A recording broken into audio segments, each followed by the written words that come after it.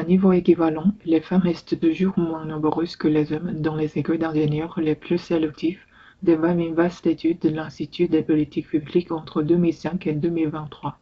Les femmes obtiennent généralement de meilleures évaluations que les hommes jusqu'au baccalauréat, mais c'est à partir de la première année d'université qu'elles décrochent dans les formations exigeantes que sont les classes préparatoires aux grandes écoles.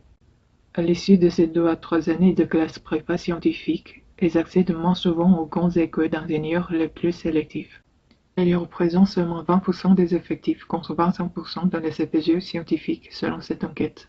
L'écart s'accroît surtout dans les environnements les plus compétitifs, notamment dans les classes prépa dites étoiles. Ce rapport confirme une étude publiée en 2024 sur la sous-représentation des femmes dans le numérique et l'ingénierie.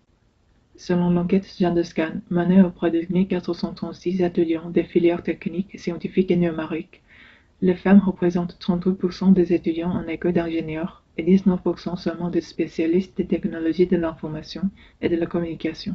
Les métiers technologiques ont même continué à perdre des emplois féminins en 2013 et 2020 dans l'Hexagone, alors que ce chiffre progressait de 19% en moyenne dans l'Union européenne. Lutter contre le problème de la surreprésentation des filles et des femmes dans les secteurs scientifiques est l'un des axes de travail des ministres de l'Éducation nationale et de l'Enseignement supérieur, Elisabeth Borne et Philippe Baptiste. Avoir plus de femmes dans les sciences est dans notre intérêt collectif, a déclaré le ministre Philippe Baptiste le 15 mai à l'occasion d'une mise de prix d'ingénieurs.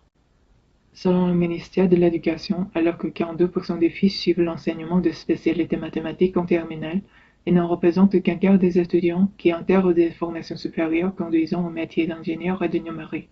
Cette proportion stagne depuis 20 ans.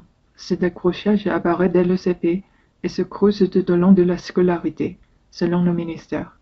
Le plan FIEMAT que vient de lancer la ministre de l'Éducation nationale, Elisabeth Borne, vise à encourager leur représentativité dans les filières scientifiques.